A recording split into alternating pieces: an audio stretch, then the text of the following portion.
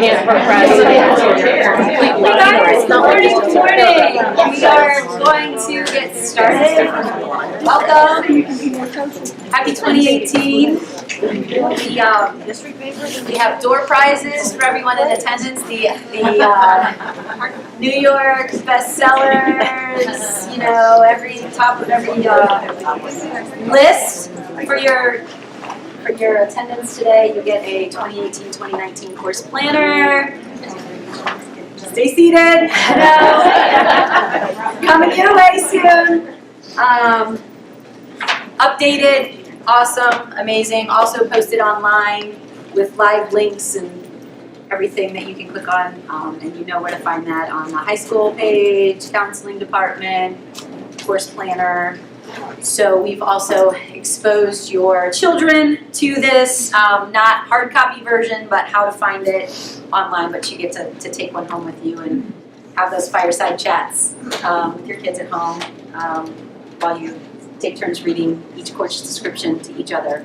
So we have some additional speakers. You're used to seeing Chelsea Rose, we have Bonnie Stevenson, Mr. Mader's in the back, Megan Brenner will be coming in and out, and I think Mr. Sweeney as well, but as you can imagine, we are in the beginning of the scheduling process, which means we have a lot of traffic trickling in and out of our offices these days. So the presentation for today is almost identical to the presentation that we gave with your kids last week in our Aviator Bell scheduling meeting. So as we've kind of been doing with the presentations that we do with Coffee with the Counselors that are along the same topics as the ones that we've talked to the kids about, we are going to show you some of the same slides so that you can see what we've given them and everybody's speaking the same language. So, and again, almost all of them, and I think Bonnie, you went through them last night and looked at them, but Bonnie's actually going to give the presentation today. She kind of leads the scheduling initiative in our department and organizes it all and puts the dates on the calendar and creates the slideshow for all the counselors to give. And she's our expert. She works hand in hand with Mr. Mader and Dr. Mack on the scheduling process. So Chelsea and I, and if other counselors come in, we'll kind of supplement that presentation. We'll do a little Q&A afterwards. Also, just one other thing, we had our College Credit Plus parent meeting last night, and we have some handouts from that we can address towards the end of the presentation as well. So, Mrs. Stevenson. And remember, if you stay between the soda machine and the reporter up here, you'll stay on camera. Walking up and down the aisle. So you're gonna have to, yeah, you're gonna have to. Okay. Well, welcome. Again, I'm Bonnie Stevenson. I'm the counselor for students whose last name begins with letters between PO and SS. So I refer to my group as the posse. I think I looked at the list. I don't know if there's any of my parents in the room right now, but oh, very good. Yes, at least one. So yeah, these are the slides that we showed to the students. We did it by grade level during Aviator Bell last week. So I'm going to give some basic information, and then I think we're going to have plenty of time for questions. So we'll talk about graduation and requirements, how we organize our courses, scheduling process, some dates, and then actually we don't have the slides for the individual classes. That was just okay. So students are required to earn 21.5 credits to graduate from Sycamore, and they're divided up as follows: 4 credits of English, 4 credits of math, Algebra 1, Geometry, Algebra 2, and 1 other advanced math board.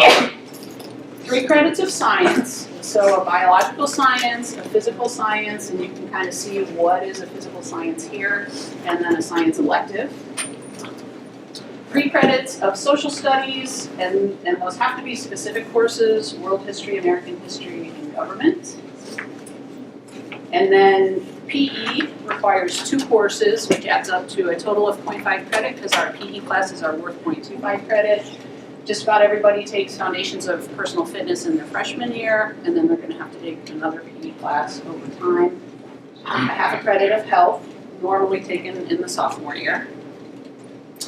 Credit of fine arts, so a year-long class or 2 half-credit fine arts classes. And fine arts is any class that's music, art, or acting. And then 5.5 credits of electives, where one of those credits, one of the elective credits, has to be from one of these 4 areas: business, technology, fine arts, or global language. So sometimes students will ask questions like, I don't know if I have enough elective credits. That's never going to be a problem. Really, elective credit is the difference between 21.5 and the 16 specific credits that are required in the different areas. So for instance, AP European History is not a required social studies class. That would technically be an elective. Who knows if global language is required for graduation from sixth form? Is it? No. It's not. Yeah, that's a surprise sometimes to students and parents. So no global language is required for graduation, but colleges really require at least 2 years of the same language. And I would say the typical kid that goes to UC, Miami, Ohio State, kind of centers on 3 years of the same language. So we talk about taking global language to all of our students. New this year, so this is the first class that doesn't have to pass the OGT to graduate. There are new things called, we call them air tests, they're end of course exams. They exist in these 7 classes. So for instance, at the end of freshman year, a lot of students will be taking the English 9 exam and the algebra exam, sophomores English 10, geometry, some of them American history. Whenever the student takes biology, they'll take that test. So there are 7 exams, and then on the next slide, this is how the exams are scored. So between 1 and 5, students have to earn 18 points total. And then there are some subcategories here. So like 4 in math over the 2 courses, 4 in English over the 2 courses, 6 in combined science and social studies.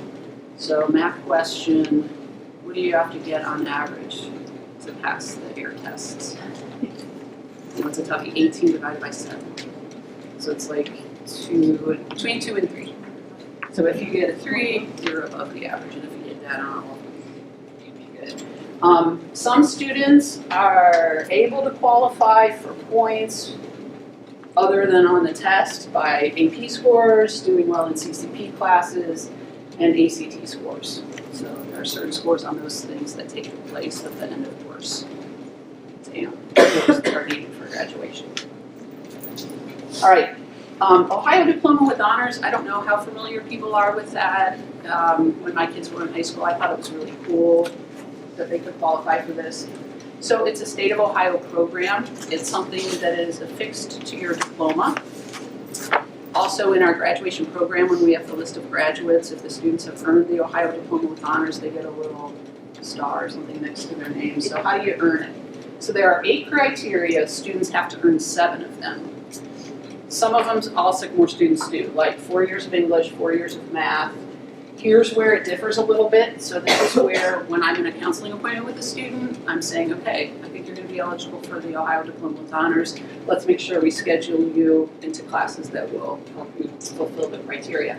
So 4 years of science is not required, but for the Ohio Diploma with Honors, 4 units of science that include 2 units of advanced science, 4 units of social studies. So that's another one that's in addition to our social studies requirements.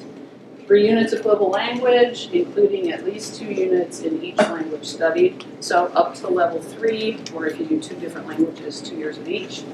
1 unit of fine arts everybody has. Then a GPA of 3.5 or above is required, and a 27 or above on the ACT, or a 1210 or above on the SAT. So 7 of 8 of those. And that might be the last. There was like something, can that scroll down at all, or did I cut it off? It got cut off. But there was a thing at the bottom. There was a thing at the bottom that said it'll be designated in the program, Okay. and all students are eligible for it. Do they have to apply? Nope. It's It's just we analyze their transcript at the end. The other thing I was going to say, We also, just so Yeah. you know, like, a list gets generated for us and we post it. And we let the seniors know that there's like giant lists posted out on post-secondary planning center windows like in April or May early. And if they think they're eligible, to make sure they check to see that their name is on there. And if they thought they were eligible but their name's not on there, they need to let somebody know so we can double check it. But we give them about how long to do that, a long time. a month. Is there any benefit?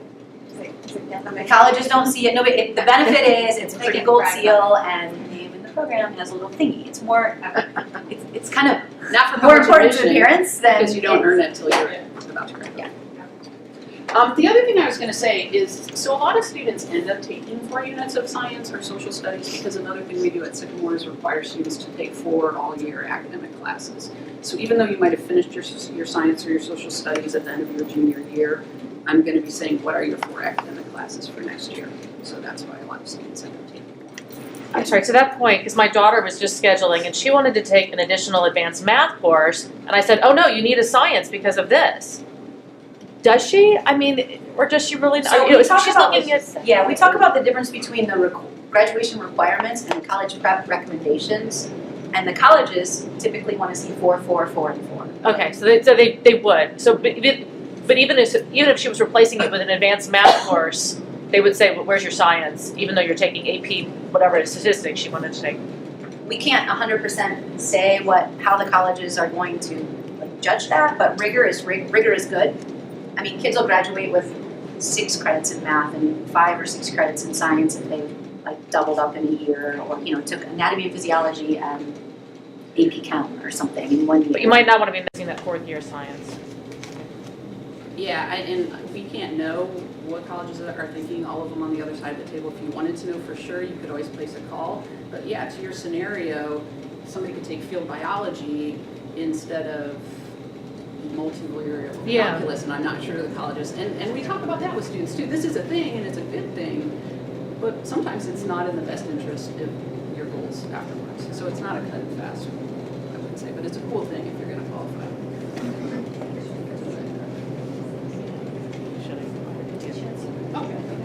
Okay, so we had recommendation day on Monday.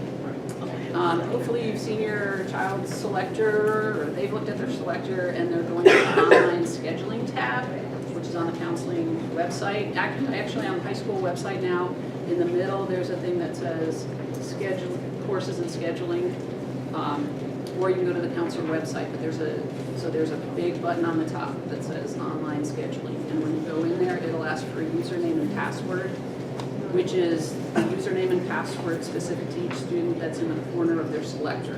So it's not their Sycamore ID number, it's something that's just for scheduling. What we want students to do is go in and fill in 7 courses, a whole year of courses, before we meet with them. We are going to be meeting one-on-one, the counselor and the student, with every student, and it's going to kind of flow this way. The week of February 5th, we're going to be meeting with the current 9th graders. Then we're going to go down to the junior high the next week. Then we're going to be meeting with the juniors the week of February 20th, and the sophomores the week of February 26th. So they'll get pulled from one of their classes and they'll come up. It really helps with our time if the students have gone in and made their whole schedule. So thought about what electives they want to take. We can change anything at that meeting, so they don't have to worry if it's not perfect. But what we're saying is we hope that every student goes in and fills in an online course request for 7 bells by February 5th. Will you talk with them, like, I would say my son, what he wants to do in college, kind of a thing, and so he says computer science. Will you talk with them about a course they can take to get them to that? Yeah. Okay. Yeah, those are good questions. Can you repeat the questions? Oh, sorry. She said, for instance, if her child wants to study computer science in college, when that child meets with the counselor, will we be talking about courses that could help them get ready for that course of study? And yes, for sure, that's a really good question. That's why we ask them to make sure that they put in their courses to make that time that we have one-on-one as beneficial as possible. Just because if we're spending that 10 minutes we have with them saying, okay, which English class are you recommended for, which math class, and putting those in, that eats up all of our time. So we'd rather have them have their courses in so that we can say, okay, so what are you thinking about doing next? Oh, well, we have this course. Have you ever thought about that? And make it just a more meaningful meeting. And then this is an important date. So May 15th, which is right before, what is the last day of school? Pretty close. Next week. Yeah. Pretty close to the last day of school. How do we not know that? I know. Is when scheduling is locked. So between the months of February and May, if students change their mind about classes, if they talk to people and they get more information, or if they think they're going to do something different in the future and they want to change, they can come back and see us at any time and we can change those requests. But as of May 15th, they're locked because we do our master schedule, we plan for sections and teachers and everything based on those requests. So when they come back in the fall, we don't make changes to the schedule just because I changed my mind.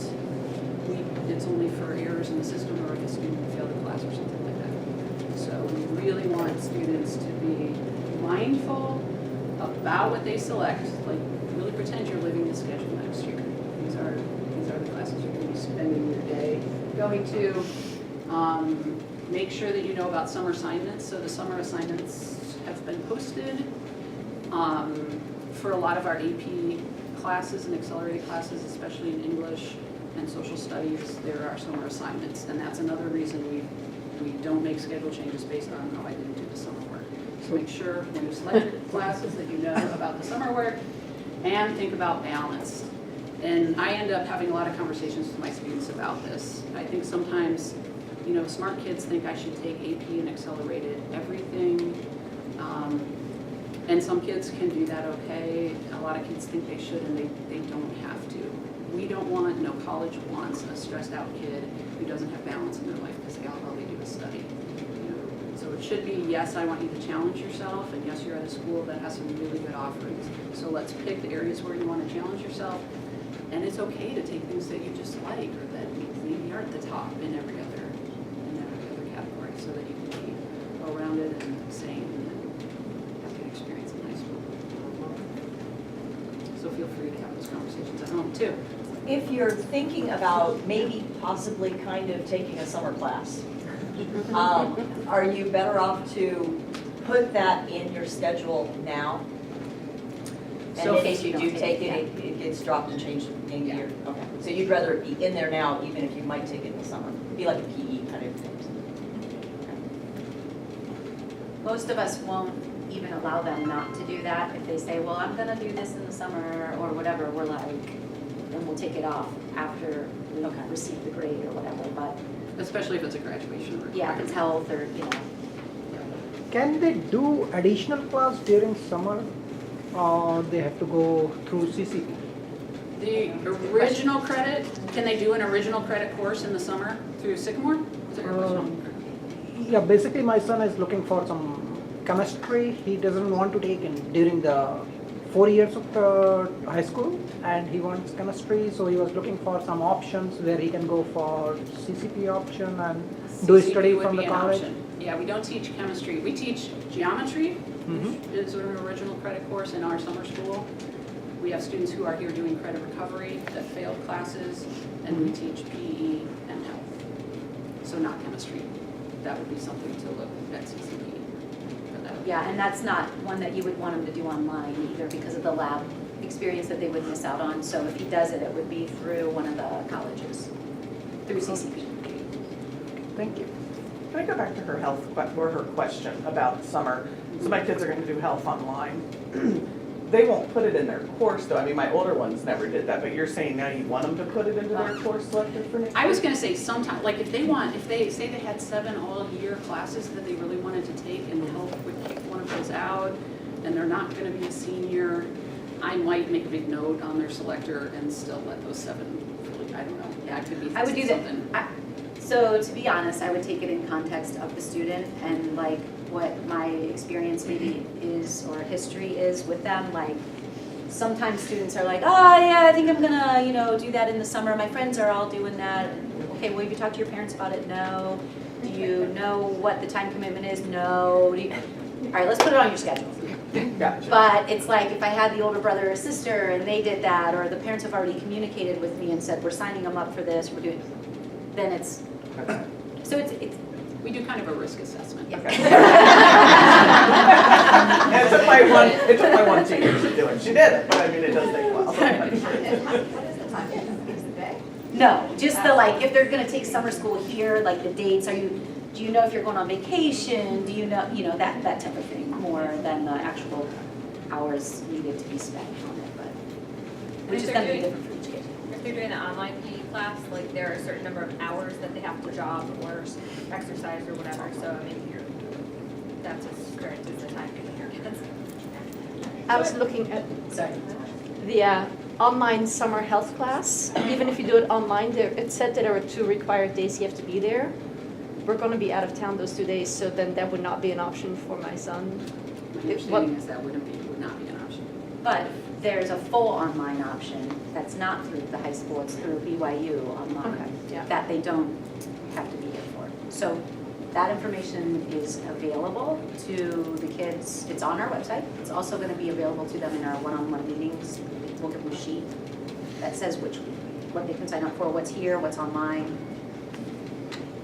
So if, let's say that you put health on my child's schedule for the fall, and, you know, it would be pretty remarkable, but he actually did complete it in the summertime. Is his only option a study hall then, or can we keep it? We could talk about a different class. Did you hear that question? In the back, okay. My question is looking at the summer offerings, is the PE summer offering the full-time one, the 7:30 to 11:31? Does that fit the foundations of personal fitness that It has? covers a PE elective. It's a PE elective, but the blended one covers the.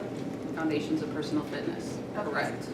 But So the that's blended the one one- happens during one of the semesters of the school year. It happens outside of the school day though, before school. a couple So days a they, week. they come here for the blended, then have some things they have to do online for a full semester. Correct. Thank you.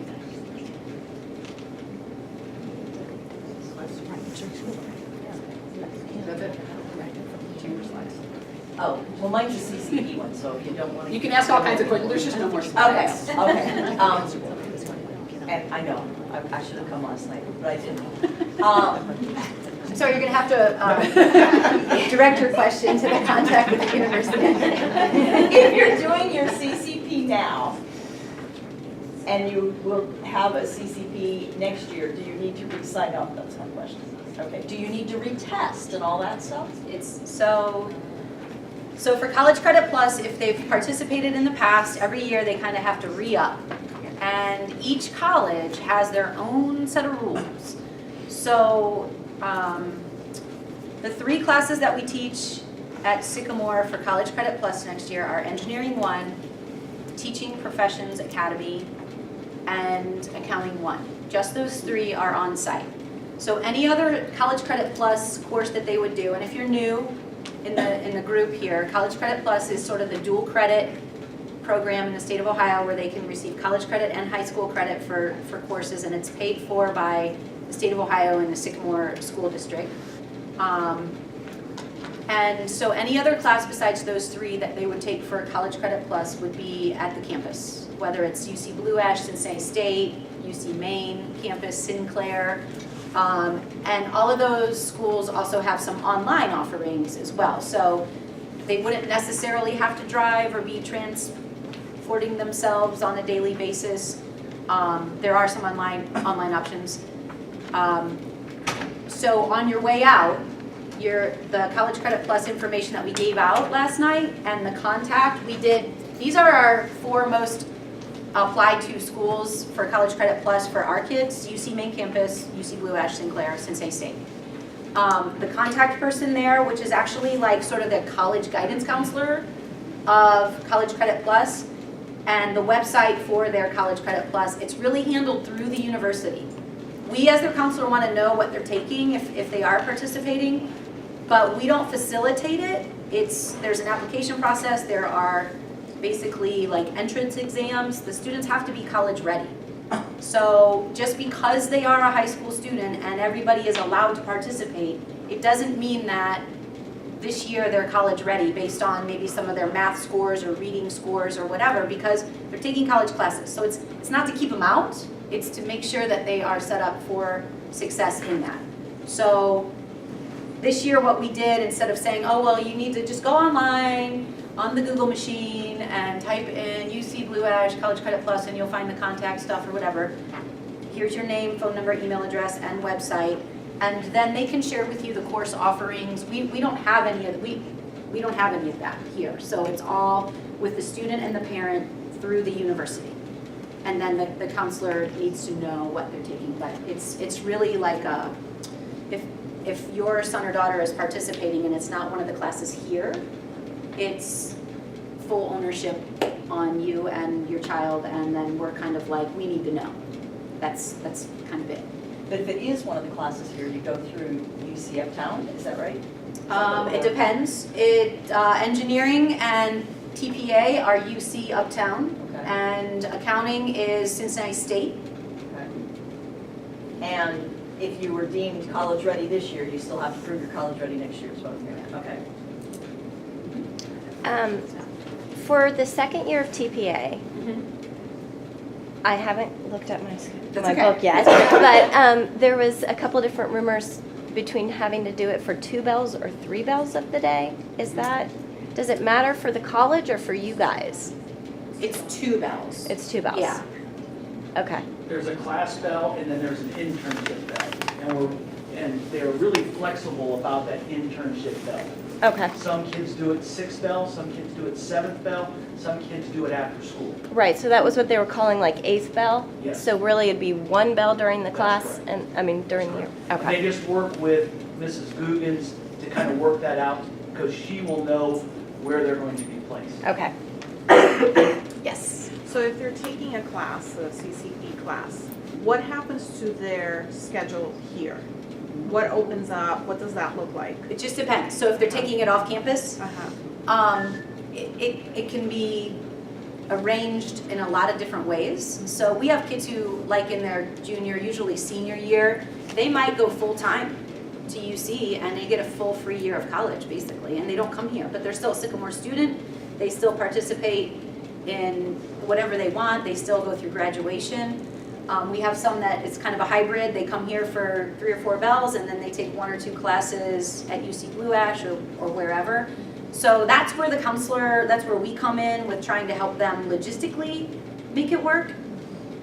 You know, there's certain classes at Sycamore that kids definitely want to take because they want the experience. They want that teacher, they want that subject, whatever it is. And sometimes it might only be offered 1 or 2 bells. It conflicts with where they would need to be for College Credit Plus, so they have to make a choice. But there's every scenario under the sun. I have a student who's here, bells 1, 2, and 3, and then it's all College Credit Plus. Do either of you have like full-time CCP this year? I Any don't, students? but I did last year. Yeah, like full-time CCP. It's kind of whatever that student, it's like a family decision too, to like kind of decide, so. I think where it can get tricky too is if you have a student that's interested in taking some classes here and then some CCP classes, they have much more flexibility to schedule their college classes at a different time, but we don't have that much flexibility to say AP Psych is which certain bells. So most of the time it ends up being the same year to year. But that's not always guaranteed, so I always caution my students that, you know, if you're signing up for an 8 a.m. class and second bell is the only time that physics class you want to take here is offered, you're gonna have to make that choice. So just think about those things if they're in band or they're in choir or something like that, that they need to have here. Just think about that when they're scheduling their CCP classes. I have a student who will, when he graduates next year, he will get a Sycamore High School diploma, and he will have also earned an associate's degree at Cincinnati State in networking. And it's kind of cool. And he has done that I am on a need-to-know basis with him. I mean, he tells me, and he does most of his classes over the summer, comes in the beginning of the year with his transcript. We put it on a Sycamore transcript. He kind of does it all. He takes a full schedule here. And that's kind of cool, like that he will have, you know, kind of earned not just dual credit, but also dual kind of diplomas, so. Yeah, so this CCP course, CCP subject can be completed during summer itself, or it will keep going throughout the year? A class can be started and completed in the summer. Okay. It's all whatever that college is, you know, like the colleges pretty much offer almost a full load of classes in the summer that are just summer long. So, and you would be able to find that chemistry class And then you just need to make sure through contacting that advisor what the qualifying tests are, because it's just gonna probably be mostly math. That they would need to get a certain score to determine college readiness for that course. And that can be done. It's just gonna be like a transportation thing, so. Thank you. These only apply to college, Ohio colleges, correct? Ohio colleges are the only ones that students can take the courses. The credits earned will transfer within the state of Ohio, and a lot of them will transfer just like other college courses between other schools out of state, but that's not a guarantee. Hi, Mr. Sweeney. Hello, good morning, everyone. Hi. Yes. This is kind of specific, but can you take AP Psych if you took Psych 1? Yes. Okay. But Psych 1 is not a prerequisite to take AP Psych. Okay. But some kids take Psych 1 to kind of dip their toe, and then they really like love it and they want more. There will be some redundancy in AP Psych, but that's not a bad thing. Yes.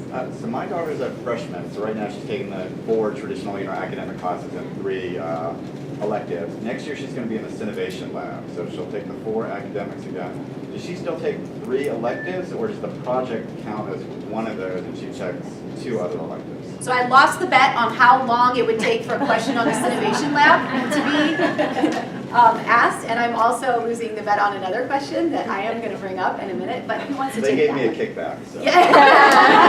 All right, so 47 cents is coming your way. So the Cinovation Lab is very flexible, okay? There are a lot of different options. So they'll take their traditional classes, they will take the design class, that can count as their elective. If they are an overachiever and are very motivated, they can take an additional 3 electives, because their schedule is only driven by the teacher's Google Calendar and their Google Calendar. The restriction is they can only take 2 electives outside of the Cinovation Lab. They can only come out twice. So if they're going to take a global language and an art class, those are their 2 times out. Or if they're taking global language and band, those are their 2 times out. We do have a list of classes when they meet with the counselors. The counselors will say, oh, you want to take global language, band, and an art? Oh, this art class is going to be pushed into the Cinovation Lab. So they'll be able to take that wherever. Now, is there a list of the electives that will be in the Cinovation Lab that we can look at now? Yes, once the administrator that kind of oversees that is producing that list, and then we'll push that out to the parents.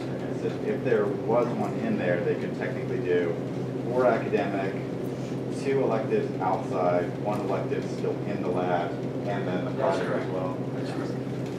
That's just a law. And Cinovation is for what grade?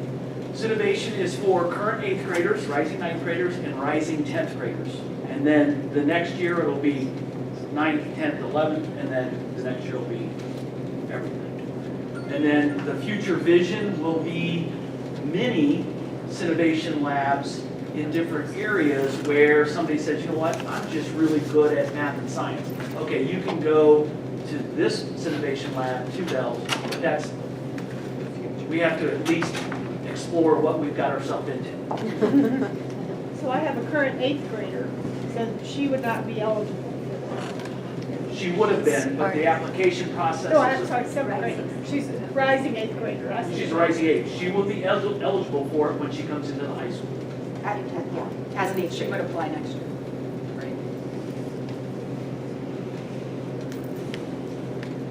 You guys want to talk about the weighted credit for music classes? No? Mr. Mader wants to answer all those questions. Why don't you come up here so everybody doesn't have to look back that way?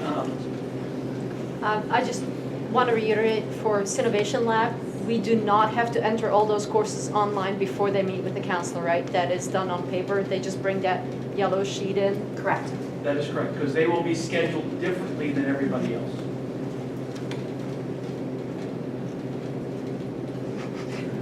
He's helping doing neck exercise. While he's doing the walk of death up to the front of the room here, I have a year. Okay, and so she says, she's looking at her schedule and thought she only needed 6 bells because she should either come late or leave early. She can do that. Is that common? Is that, should you only be doing that if you're actually doing something with that time as opposed to, is that a normal thing? Do a lot of seniors do that? Should I give her this excuse? Is that, yeah. What do you think about that? It's very normal. It's a perk, it's a privilege that seniors get if they're on track and doing well. It typically counts as like their study hall. So if, most kids have six classes in a study hall, that's kind of We average over 100 with late arrival and over 100 with early release. Is it only for one semester? So Or all essentially year? half of the seniors. One semester? oh yeah. Pardon? Is You it can only have all allowed year. for, all year? And you can switch them, like you can have late arrival in the beginning and early release at the end, or vice versa. If they're in a sport and they wanna, because of that, they wanna be able to come in late, or they wanna be able to leave early. So it's common, even for students who are taking an accelerated rigorous course load. I guess it's not too rigorous though, because they're not taking that 7th class. It's more common for those Yes. students. Oh, it's more common for those students to give them more time to study or to fit in other things. Just breathe. Just to breathe. Yeah. Then maybe I'll let it go. Yeah. Okay, music. The cart became before the horse, and there was some miscommunication. If you know the transition that we had in our music department, we went into some files, and somebody saw that it was a priority to create performance music classes as a weighted option, and they had to do all these different things. The students were given a sample copy of what it would be required. There's 1,000 more loops that have to be jumped through. So there is no weighted credit in music for next year. We will explore it, but there's a lot of other things that go into that. For example, if you're in Accounting 1 and you chose it to be CCP, well, that's a weighted course because it's CCP.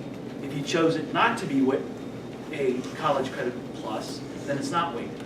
So how fair is that if we weight a music class versus an Accounting 1 college class? So those are the things that we are debating as a school district. I thought there was AP Music Theory. There is AP Music Theory. That's correct. weighted, right? That's weighted. Yes. But what they were trying to do is say marching band can be weighted, or Bella Voice can be weighted, if they do all these other things. But that is not going to happen.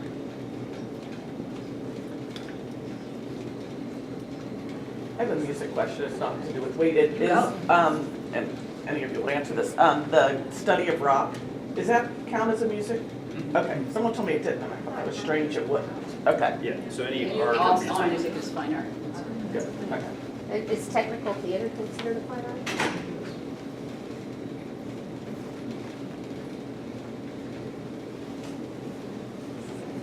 Yeah.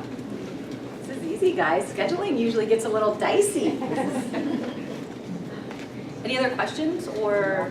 Practice Paris. Yeah, that's right. We've got veterans. I can keep asking all day long, because I was asking her. Foundations of Fitness, you have to physically take in the school. That's the only PE class. There's no online options. You have to take that. Is that correct? That's not technically correct. We can't even make eye contact. That's technically correct, right? For most kids. For most kids. 90, Okay. whatever, 98, 99% take it during the school year, during one of the semesters. Okay. There's something else to it. Is there? Okay, I have if I should talk to Mrs. Bernard, but, so I have a freshman rising 10th grader. So he took cell biology, but now he's stuck for next year in science because his only options are scientific investigations, which I personally think is a step back. Or AP environmental because he's not an accelerated math student. He's only So cut we out can't do one. chem excel. So he's really concerned about taking 2 AP classes sophomore year because he's going to take AP Bureau. Plus, he doesn't want to be in a class with a bunch of juniors and seniors. But I don't want him to be stepping back. So, and he can't take regular chem because it's not offered to sophomores. Wow. So I feel like we're kind of stuck. Let me do some research on that. Okay. And then I'll communicate with Ms. Brenner, and then she'll communicate with you. Okay, thank you, because he's really worried about it. Well, I'll find out today. Okay, thank you. At the academic fair, there was talk of student council, and I was a little confused. It's a class? Student council is a scheduled bell in their day. So For- seventh bell for for the the year. For the year. Yep, Okay, but it's not a graded class? correct. They're not given a grade for student council. So They're it's not given an credit. elective, it's not a, Right. it's just a class? Yep, it's scheduled time in their school day because they do a lot in student council. So, instead of having meetings every day after school, they have a seventh bell where every student in student council gets together, they do their planning throughout the whole year. Piggybacking on that, recommended, not recommended for rising eighth graders? For student council? Yeah, it's a nomination or? Yeah, there's a process to it. Yeah. So in the eighth grade, in the junior high, they can apply to be in student council. Then, I think you it's get a elected, voting you get process. elected, if Yeah. there's multiple people that want the same role, there's elections, right? Are you saying it's a rising eighth grader or a rising ninth They're grader? in the eighth grade, what do you call them? Yeah, rising. Rising grade. ninth grade. Yeah. So They do elections. They will do elections, and if they're chosen, and then we place that in their schedule. And Recommended? Is it Yeah, if they recommended? It's good. Yeah, it plugs them into the school right away, it gets them started on leadership, they're involved, they meet other kids they wouldn't have met, they get to know a lot about classmen early because. And they're a huge voice in the school. They choose the dances, they get to choose a lot of different things. We go to them for advice a lot of times of what's going on. So the election takes place in the junior high? That's correct.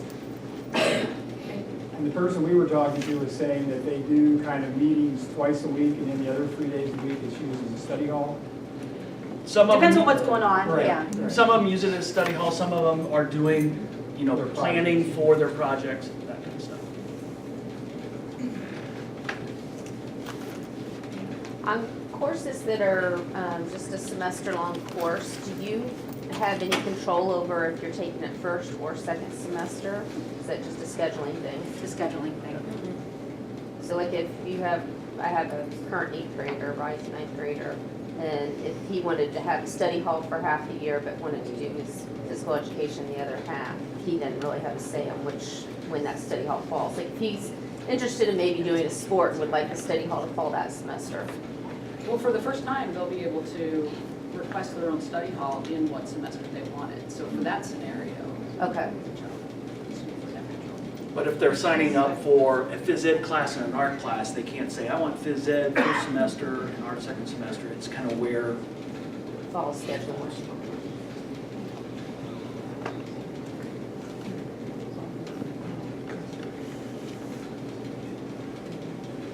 Okay. Well, thanks for coming. On your way out, make sure you pick up your prizes. College Credit Plus. Yes, ma'am. Bookstore, if anybody wants to shop. Oh, bookstore's open. Yeah, there's some clearance items. I feel like it's an opportunity. I mean, it's not.